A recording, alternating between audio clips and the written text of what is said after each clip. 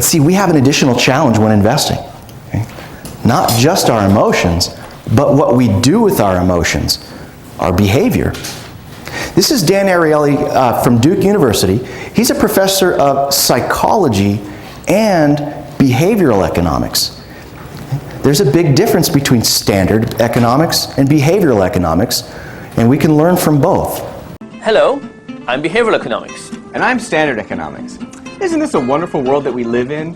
People are always making rational decisions all the time, not letting their emotions cloud their judgment, and always thinking about the future. I just don't see it this way. How can you see it this way? I see people procrastinating, not saving, not taking care of their health. I see people fighting with their spouses and saying things they regret. I just don't see this rationality you're talking about. But I have a beautiful singular theory. That's right. You do have a beautiful singular theory. But isn't the goal to reflect the world as accurately as possible? Oh, well, I'd rather see the world the way that I want it to be. And I would like to see the world as it really is.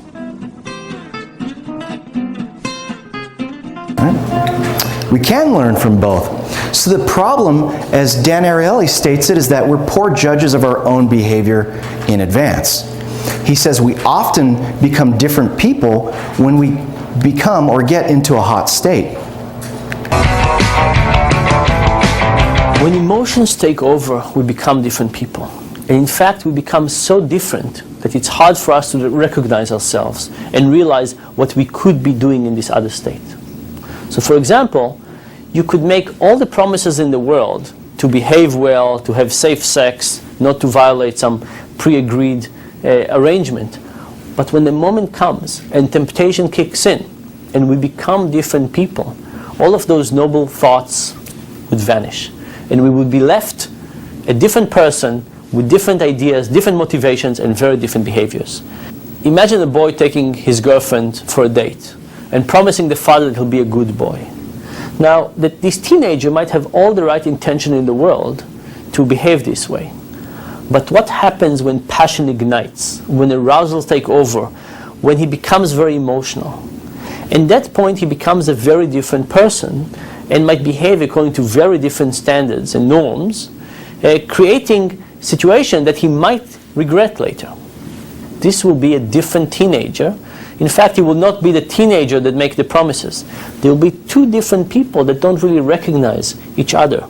And that emotional teenager might go ahead and behave in a way that are very incongruent with what they hoped they would behave earlier on. So essentially our perceptions change based upon the state of mind or our emotional state that we're in at the time. Now in a cold state, it's easy to say that we're going to exercise and diet and save and diversify and be disciplined. But I'll tell you what, we went to P.F. Chang's the other night. It was good. I was not hungry. They brought out a tray of desserts, things that I've never seen before. Okay? I ordered it, I ate it, I regretted it, right? How do they know though, right? See, you're already in a hot state. Just like if the market starts going down, it's easy to say now that, oh, I'm going to stay put, I'm going to stay disciplined, I'm going to allow Scott or John to rebalance my portfolio, I'm not going to worry. Right? It's easy to say that when we're in a cold state. Okay? Investors forget in a hot state. And I know this because they predictably chase hot markets, chase hot managers, forsake diversification, panic when markets crash, get greedy when markets soar, and get impatient. And you know what else? Brokers and advisors do the same thing.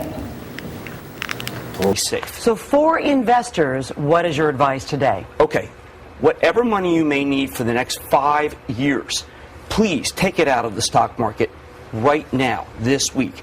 I do not believe that you should risk those assets in the stock market. Even if you would take a tremendous loss and selling your stocks at this decline, you say take it out? I don't care. I do not care where stocks have been. Years. I do not care where stocks have been. I care where they're going. And I don't want people to get hurt in this market. So just some context for you. The financial crisis was just starting to pick up steam at that time. Okay, we're about halfway through it. It's October of 2008.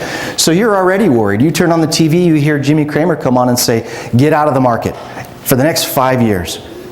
Okay? 3 months later, you turn the TV on and this is what you hear. Maria, it's never coming back. Living standards will never be the same. You cannot have an $8 trillion negative wealth effect from housing. You can't have a $10 trillion hit on capital markets. You can't have a bunch of insane government programs and bailouts and everything else. Nothing makes sense. The consumer knows it. It's indefinite. So think about it. You get your statement, you open it, your account's down, you're worried, you think to yourself, what if it doesn't come back? You turn on the TV, he says it's never coming back. What happens if you take their advice and you sell out? Do you think they hurt a lot of people? Do you think their emotions were going overboard? Do you think that they were caught up? They sure were. Now, how often do they come back on the TV and apologize and say, I'm sorry, I got it wrong? And we're going to that opening bell here in just about 12 minutes, where it looks like the overall markets are going to open higher, and we are on pace for one of the best months in 5 years. Thank you. What really matters here is that if you remember, you go back to January, and a lot of people sold. Why? Because the commentary was, look, so goes January, so goes the rest. All of those things, when I hear that, or like when you look at historical stuff, I mean, the market's dynamic. And when anyone who said that January's bad, so the rest of the economy's bad, the rest of the year's bad, that made people sell. I apologize if I was part of that. I don't think I was, because we're on the Today Show, I said this stuff, but you know, if I didn't just like point blank say, this is nonsense, I made a mistake. Well, Is that an apology? Yeah. He said, I don't think I said some of that, but if I did, I'm kind of sorry, but I'm not. I don't even remember what I said. I don't think he remembers half of what he says half the time, right?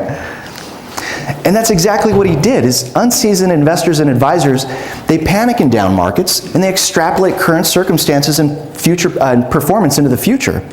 So we had, at that time, one of the worst Januaries, they were saying, since the Great Depression. Okay? And Jimmy Cramer gets on TV and he says, so goes January, so goes the rest of the year. Right? Did that cause anybody to sell out of the market? Okay. So hot versus cold steak, both investors and brokers are not immune. People don't know how they will react, and they don't know that they don't know. That's why we work so hard to prepare in advance.